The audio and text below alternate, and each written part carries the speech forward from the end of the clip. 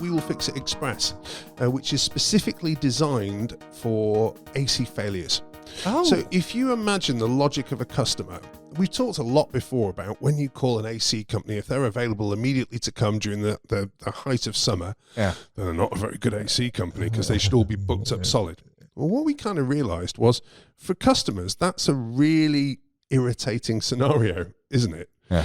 So in the same way that you have when you get an Amazon delivery or when you're you have that express service or Prime as it would be with Amazon, we thought, what about if we moved that into maintenance?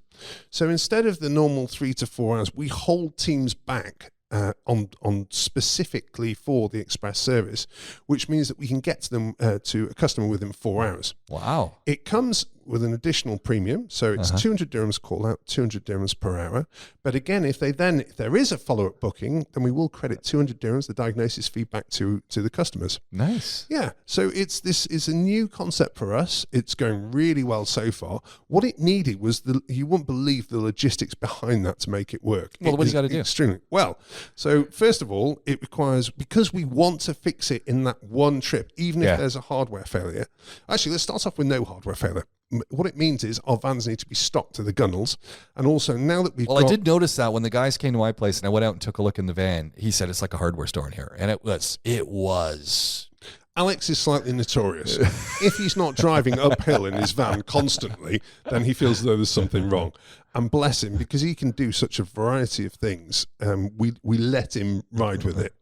But I mean, we know it's Alex's van. We don't even need to see them because literally it's pointed upwards every time he's driving it.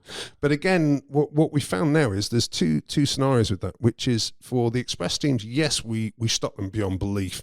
They have 30,000 dirhams worth just of spare parts in their vans. That's crazy. But equally, how many vans you got going? Now, at the moment, probably about 40, that's a lot 45 that's a lot right of, now. That's a lot of rolling inventory. Yeah, it is. But we keep that specific to those express teams. Okay. To support them, the rest of the teams around them have different stocks in their vans in addition to their standard stuff, so that if we need to get it, then a driver can duck out from one job and get it to those express guys as well. Then on top of that, we've got a team of 7 now in the purchasing department who are there to prioritise those express repairs, get onto the supplier. We have drivers that are sat in those locations simply to pick it up and take it to the express if we can complete it at the same time. Wow. Failing that, we hold follow-up slots now as well as the express slots, so that when that part is available, we are able to book it for express customers. So it's the whole separate ecosystem that relies on the bigger scenario that we've got and the scale that we've got now to be able to make that happen effectively. So it's a really difficult one. But I'm just thinking the logistics of coordinating these teams. Yeah. And if they interact with the Essential or the We Will Fix It teams, they all need to, it has to be ridiculously organic in the way it works. Also, because of the nature, we've got specific guys that are working on the express diagnosis side, and because it's now going to be a different team most likely that will do that follow-up, the level of briefing that's required between Team A and Team B is absolutely huge. Yeah. So a lot of work has gone in the background to make sure that process is seamless and works. So we're really happy with it so far. It's early days and we're very much beta testing it and taking it as slow as we possibly can, which is difficult in the heat of summer when there's a lot of demand there. But to try and make that work effectively is really what we're trying to do. And again, first in the market for this kind of thing. Lots of AC failures right now? Yes. Yeah.